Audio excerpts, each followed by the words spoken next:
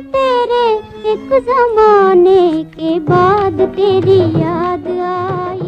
मुड़ मुड़ के ना देख, मुड़ मुड़ के, मुड़ मुड़ के ना देख, मुड़ मुड़ के। लोगों को मेरी मौत की खबर 4 दिन बाद लगेगी, जब मेरे घर से सड़न की बदबू आएगी। ये शब्द थे 50 की दशक की सबसे बोल्ड और समय से आगे चलने वाली इंडियन यहूदी एक्ट्रेस फ्लोरेंस एजिकेल उर्फ नादिरा के। तुम हो कौन? तुम्हारी हैसियत क्या है? मैंने चंद घंटों के लिए तुम्हें एक नई जिंदगी उधार दे दी तो दिमाग खराब। जब महिलाएं पर्दे में रहना पसंद करती थी, उस जमाने में नादिरा सिगरेट पीते हुए सबसे महंगी गाड़ी रोल्स रॉयस में घूमा करती थी। ये भारत की पहली ऐसी अभिनेत्री थी जिन्होंने रोल्स रॉयस खरीद रखी थी, जो उस जमाने में सिर्फ राजा महाराजाओं के पास हुआ करती थी। परिवार की गरीबी मिटाने के लिए जब नादिरा फिल्मों में आई तो उन पर यहूदी पूजा स्थल सिनेगोग में जाने से रोक लगा दी गई। लेकिन जब भारत की पहली रंगीन फिल्म आन में नादिरा ने राजकुमारी का रोल निभाया तो रातों रात उन्हें भारत में पहचान मिल गई। तुम्हारी बातों से बगावत की बू आ रही है। किसी की मगरूर आंखें मुझे। हालांकि उनकी निजी जिंदगी उथल पुथल भरी रही। 2 नाकाम शादियों और परिवार के भारत छोड़ने से नादिरा अकेलेपन में घुटने लगी। जीने का एकमात्र सहारा एक नौकरानी थी, जिसे वो अपने से कभी दूर जाने नहीं देती थी। अपने ही घर में कैद हो चुकी नादिरा के लिए मौत अकेलेपन से मुक्ति थी। दोस्तों नमस्कार, मैं सनत एक बार फिर आप सभी का स्वागत करता हूं आपके अपने YouTube चैनल फिल्मी तांत्रिक पर। दोस्तों आज के इस वीडियो में नादिरा जी के फिल्मी सफ़र को नज़दीक से जानने की कोशिश करेंगे। कौन है जिसने तुम्हारे दिल से तलवार की मोहब्बत छीन कर अपना प्रेम बसा दिया है? राजकुमारी वो तलवार। दोस्तों 5 दिसंबर 1932 को फ्लोरेंस एजिकेल का जन्म इराक के बगदाद शहर में एक यहूदी परिवार में हुआ था। 1932 में इराक को अंग्रेज़ों से मिली आज़ादी के बाद देश में कई बड़े बदलाव हुए, जिससे नादिरा का परिवार आर्थिक तंगी से जूझने लगा। नादिरा महज चंद दिनों की थीं जब उनका पूरा परिवार काम की तलाश में इराक से भारत पहुंचा था। 2 वक्त की रोटी जुटाने के लिए परिवार छोटे मोटे काम करने लगा। दोस्तों साल 1943 में नाना भाई भट्ट, जो आलिया भट्ट के दादाजी थे, वो फिल्म मौज बना रहे थे, जिसमें एक बाल कलाकार की ज़रूरत थी।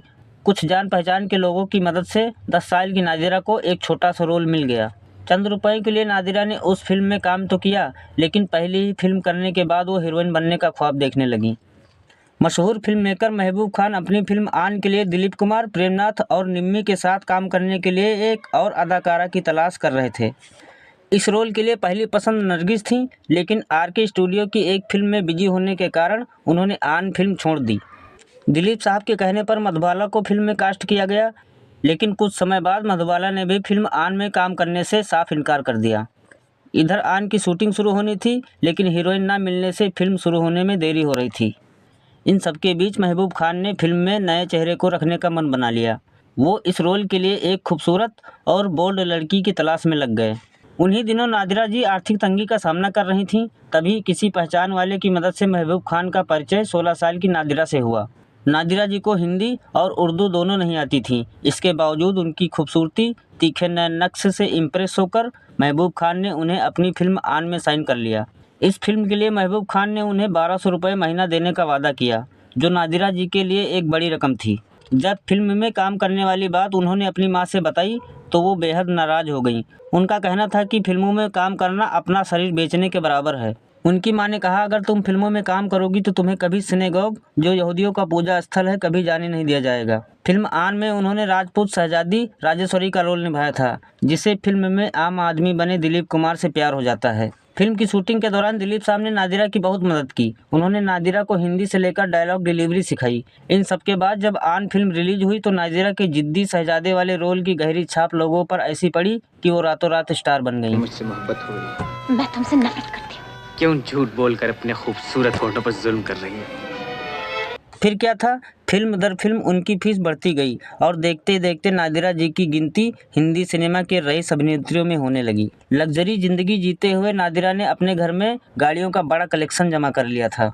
जब एक दिन नादिरा जी को पता चला कि दुनिया की सबसे लग्जरी गाड़ी रोल्स रॉयस है, तो उन्होंने वो गाड़ी खरीद ली। ये गाड़ी उस समय सिर्फ राजा महाराजाओं के पास हुआ करती थी। इसी फिल्म की शूटिंग के दौरान उनकी मुलाकात मशहूर गीतकार नक्शब जारछब से हुई थी, जो कि 1949 की फिल्म महल के मशहूर गाने आएगा आने वाला के राइटर थे।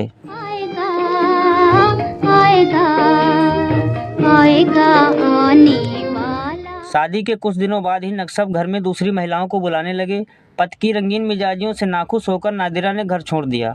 नक्सब ने कई बार नादिरा को मनाने की कोशिश की, लेकिन स्वाभिमान की पक्की नादिरा कभी नहीं लौटी। इसके बाद नक्सब 1960 में पाकिस्तान जाकर बस गए। 1955 की Raj Kapoor starrer blockbuster film Shri 420 में नादिरा को रईस मॉडर्न और सिडेक्टिव माया का निगेटिव रोल मिला। ये बाजी आप दोनों में ही रह जाए तो अच्छा। मेरे 200 की फ्लाइट। Very good. बड़ी अपने पत्ते को। नादिरा निगेटिव रोल के खिलाफ थीं, लेकिन जैसे उन्हें पता चला कि फिल्म के हीरो और डायरेक्टर राज कपूर साहब हैं, तो उन्होंने झट से हामी भर दी, क्योंकि वो राज कपूर की बहुत बड़ी फैन थीं।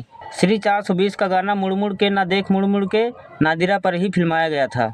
निगेटिव रोल में नादिरा इस कदर रम गई कि श्री 420 के बाद नादिरा को कभी हीरोइन का ऑफर नहीं मिला।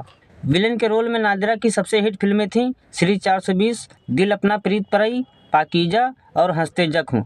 पहली नाकाम शादी के कुछ सालों बाद ही नादिरा जी ने अरब ओरिजिन के एक शख्स से दूसरी शादी की। एक इंटरव्यू के दौरान नादिरा ने बताया था कि मेरा दूसरा पति बेहद आलसी था। हर आम औरत की तरह मेरी भी अपने पति से कुछ अपेक्षाएं थीं। उस शख्स को पालना और उसका खर्च उठाना मेरे लिए मुनासिब नहीं था, इसलिए मुझे उसे छोड़ना पड़ा। 90s के दशक में नादिरा के भाइयों ने इजराइल लौटने का फैसला कर लिया, लेकिन नादिरा इसके खिलाफ थी। जब उनके भाई भारत में नहीं रुके तो 70 साल की नादिरा ने अकेले ही मुंबई में रहने का फैसला किया। उन्होंने अपना ख्याल रखने के लिए एक मेड रखी थी जिसका नाम था विद्या। 70 साल की होने के बाद नादिरा ने घर से निकलना छोड़ दिया था। 24 जनवरी 2006 को हार्ट अटैक आने पर नादिरा की मेड विद्या ने उन्हें अस्पताल में भर्ती करवाया, जहां वो पैरालाइज्ड हो गईं। लंबे इलाज के बाद 9 फरवरी 2006 को 73 साल की उम्र में नादिरा ने मुंबई के भाटिया हॉस्पिटल में दम तोड़ दिया। नादिरा की आखिरी फिल्म सन 2000 में आई शाहरुख खान ऐश्वर्या राय स्टारर जोश थी, जिसमें उन्होंने मिस डिकोस्टा का रोल निभाया था। क्या समझता है तुम? अरे तुम्हारा बॉडी में कीड़ा पड़ेगा, कीड़ा। You feel it? दोस्तों, ये था आज का वीडियो। नादिरा जी की वो पहली फिल्म जिसे आपने पहली बार देखा था, कमेंट में ज़रूर बताइएगा। मैं मिलता हूँ आपसे अगले वीडियो में, तब तक के लिए जय हिंद, वंदे मातरम।